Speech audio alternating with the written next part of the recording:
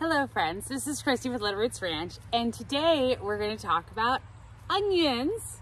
This is a Walla Walla onion, and I wanted to talk about several things in regards to onions. I wanted to talk about kind of a whole life cycle and different options, starting with harvesting, going into seeding in the fall, and then also options in the spring depending on how you're wanting to grow onions.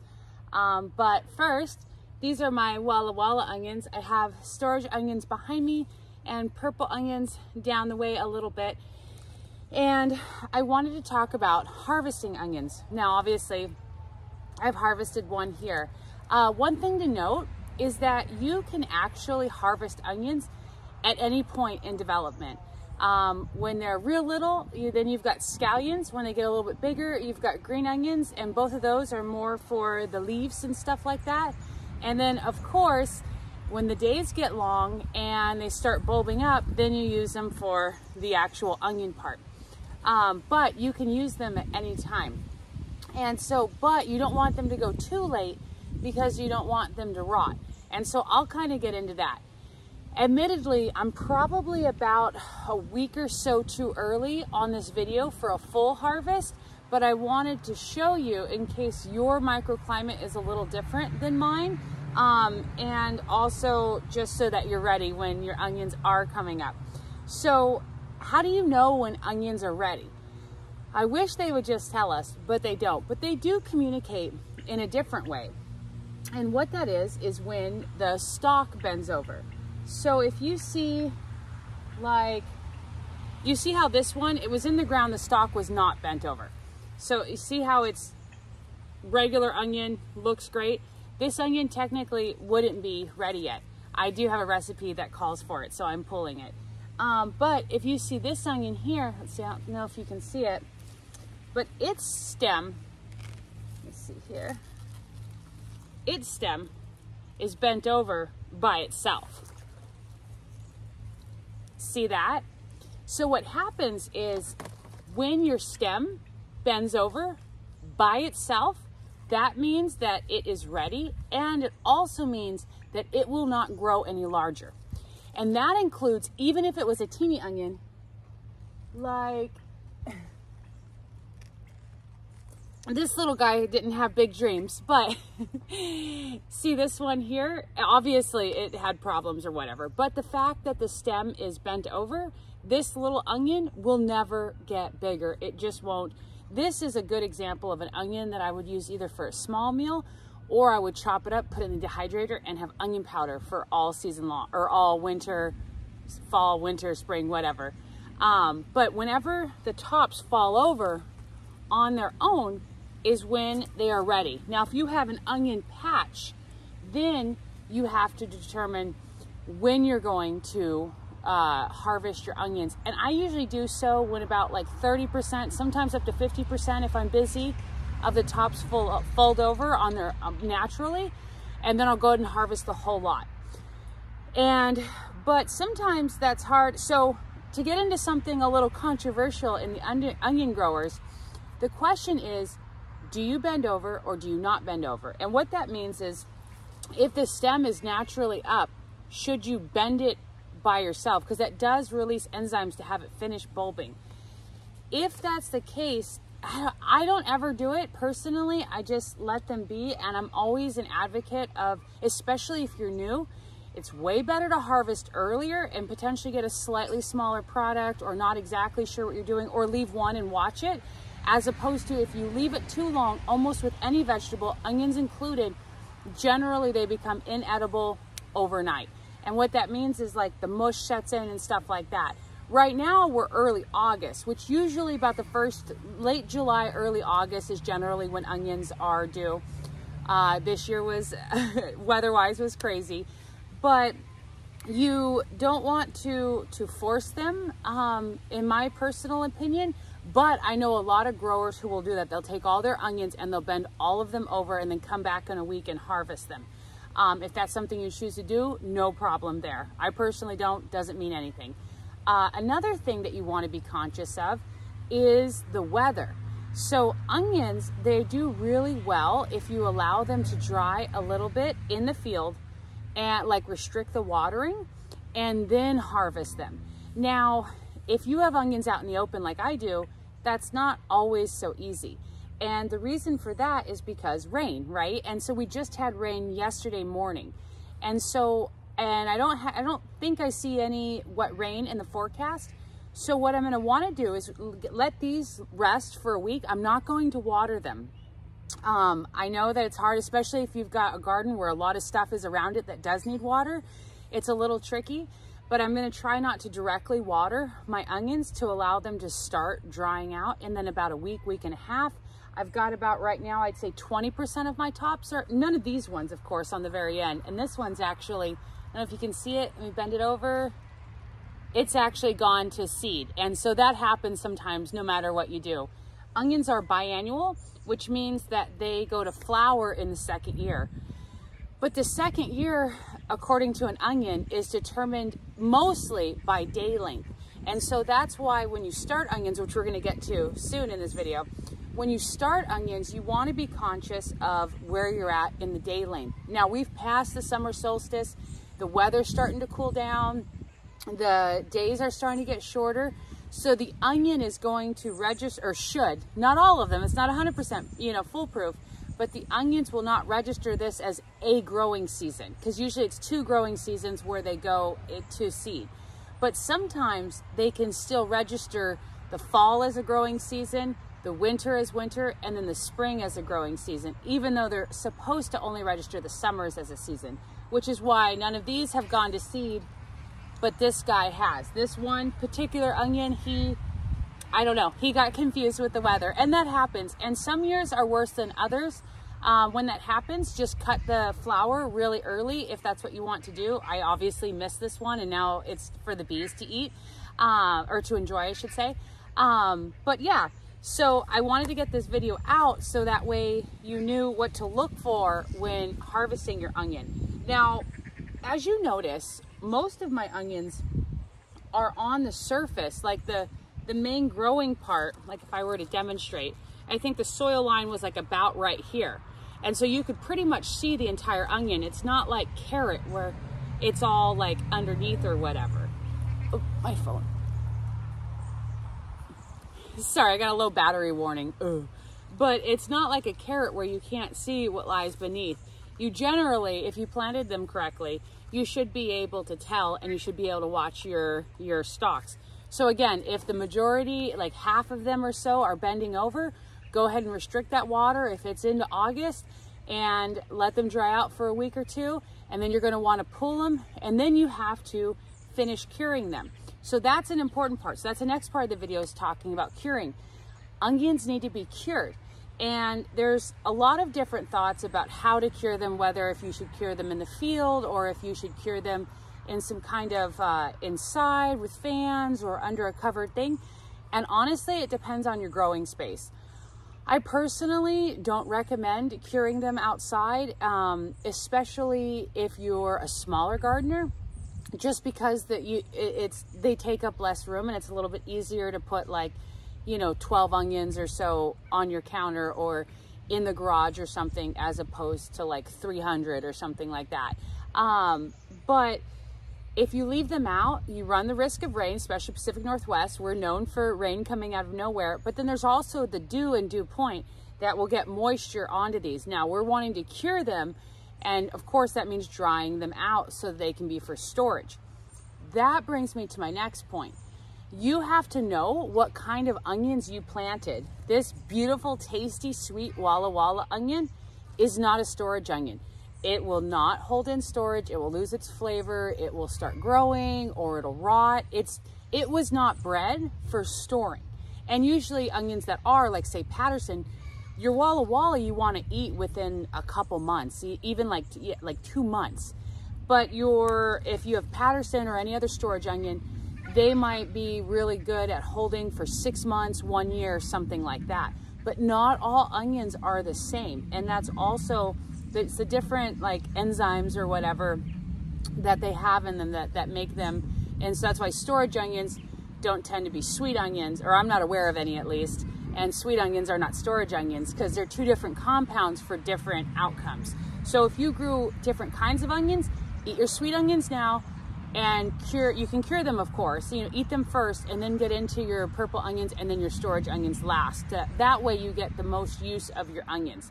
Really important. Or you can preserve them or things like that.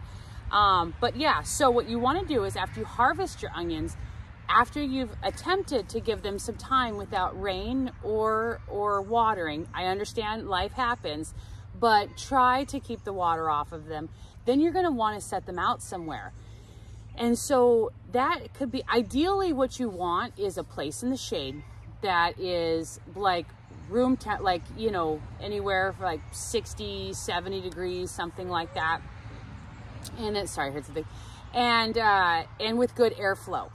And that's the ideal situation. And the less onions you have, sometimes that's easier to achieve. If you don't have, if you have a lot of onions or you don't have the perfect situation, honestly, anywhere will do, as long as they're not all piled up. Meaning you don't want to take 30 onions, put them in a pile and throw them in the corner of your garage, a barn, a freestanding building, well house, whatever. You want to have them separate so at least air can circulate through. I'll be honest, I'm never able, I don't have electricity outside. I've got a sorry, there's a dog making some noise that's making me laugh. But there's, what's it called? Sorry. Oh, I don't have any electricity outside, so I have to run an extension cord from inside, and that's always, you know, a pain. So I don't ever put fans on anything, but I make sure, just like my garlic, that I have them separate. And I don't know about your area, my area always has a pretty good breeze usually, and especially if it's outside. And so it allows like the air to circulate, which is great. That's what you want, right? And so wherever you store them, and there's, you know, always controversy. Do you store them with the tops on? Do you hang them upside down, hang them right side up? Like, what do you know, lay them out, all that stuff. Honestly, I've met every single person who swears by a different way. I really don't think that you can do it wrong, as long as you have air circulation and it's a dry area and moderately warm, you're going to be okay. Personally, I usually leave my leaves on. Some of them I'll cut a few because I'll dehydrate some of these leaves and make onion powder. But I usually will either lay them down if I'm really busy and just put them out, or I'll try and hang them. What I did have was a plan to use some of my 2x4 fencing and put a piece in outbuilding and then feed them through and have them dry. But I'm running short on time for that. So unless I can get that like set up / built or whatever, like hung in the next like week or so, we'll have to see. But basically just keep them out of the sun, keep them out of the water, have good airflow, and keep them in moderate temperatures, you know, and like not the refrigerator and not an oven or greenhouse or something like that. Greenhouse has a lot of humidity, and they're going to be fine. And you'll have delicious onions to enjoy all, well, I guess not all year long, but depending on what kind you have, all year long. So this is the final version of onions. What I want to talk to you next about, because we've talked about storage and we've talked, or harvesting, when to harvest, how to store. The next thing is, if you don't have onions currently and you want onions next year and you're thinking about when do I start onions, the answer is, there's several answers. And so the first way is, if you're starting by seed, you can start a few different times. Historically, I have always started in December inside in soil blocks. I've also done just open trays of seeds and stuff like that. And you can do that. This year, I have a farmer friend down in Oregon, and he grows just beautiful large onions. And he said that what he does is he starts them in the greenhouse or even outside, planted really thick, kind of like a grass. And he basically makes his own sets. And I'll get to sets in a moment, sets versus bulbs versus seed. He makes his own sets, and he plants them close where, not how you would grow them. It's like a 1/2 inch spacing or something like that. You wouldn't grow them like that. You want like the 4 to 6 inches depending on the onion, or if you're pulling green onions. but he plants them really thickly and then transplants them out in the following March. So that's what I'm going to try and do. And so that needs to happen. You seed them in the first couple weeks of August. And so I'm going to do a little set. I need to go out and get the seed because I didn't realize it was already August. I knew but didn't know, kind of thing. And I need more seed. Than I'd have to buy so many packets, but I'm going to do an outside patch, and I'll give updates on it so you guys can follow along. An outside patch and an in the greenhouse patch.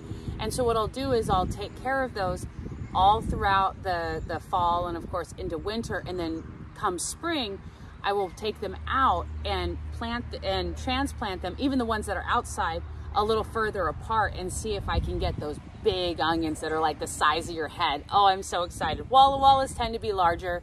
Your storage onions usually aren't as large, but still, I want to get the biggest onions. It's really exciting to me. If you don't want to start your onions like now, then you can also start them in December and start them indoors from seed. That also works. I've done that historically. A lot of people do that. I think the majority of people do that. If you don't want to do that either, or you're busy, or you just don't have area inside, or for whatever reason, or if you try the other two ways and one of them fail, or they fail for whatever reason, then what you've always got is come early spring, all of your garden stores, country stores, feed supply stores, any of those things will sell either what's called sets or bulbs. And bulbs effectively, I harvest this little guy, oops. This is a little big for a bulb, but effectively imagine this without the top and without the roots. And imagine this little teeny guy, maybe a little small, actually a lot smaller, but completely dried. Kind of looking like a stored onion, but it's small. And they're usually just sold by white, yellow, and purple. You usually don't get a variety or whatever. And you put these in your garden and they grow. In my experience, they're more likely to go to seed, but they give you a little bit more room as far as getting them in, and they're easy if you're just starting. But I think that's personally my least preferred method, but it always depends on the gardener and the garden. The second thing that you can order besides the bulbs are what's called sets. And I'm sure you've seen them. It's like a pack. It looks like kind of like a big set of green onions, and the rubber band together, and it's usually like 40 of them for like $5 or $7. You know, honestly, I don't remember the price, but it's a set of them, and they kind of look like, they still look like they're alive, but they're like not in the vegetative stage. And you can plant those in April as well, or March, April, whenever. Early April, I guess. And either of those work. All of those ways will yield you amazing onions. And it depends on the time that you have and want to spend on it, the ease, and if you're looking, like if you want to grow a specific kind of onion, you might have to just do seed, because you're not always going to get the exact type of onion that you want in a start or a set. Or sorry, a set or a bulb. The bulbs especially, they're almost always only labeled white, yellow, purple, and that's it. You don't even, you don't even know what kind. And of course you want to pay attention to what your day length is. Onions are short day, day neutral, and long day. If you're in the Pacific Northwest, just do long day. Intermediate day, I don't even mess with those, and you definitely do not want short day.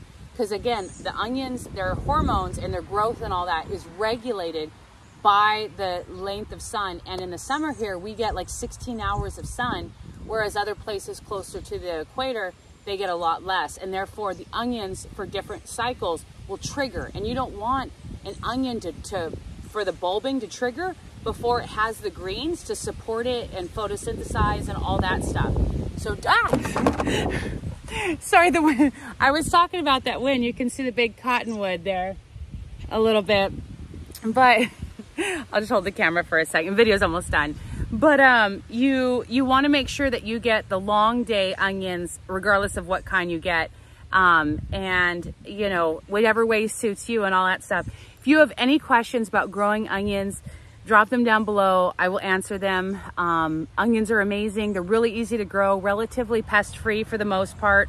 My rabbits love my onions. I could read all day long on the internet that rabbits will not eat onions. I'm telling you, I've seen it. I don't know, I've got these crazy allium rabbits. I don't know what, but they love it. But in general, onions are relatively pest-free, especially in other areas where there's more pests that we don't really have in the Pacific Northwest. But anyways, thank you for watching. Happy onion growing. Make sure you're harvesting your onions, storing them, and thinking about which way you want to grow onions next year, or potentially starting soon. Okay, thank you. Happy gardening. Bye.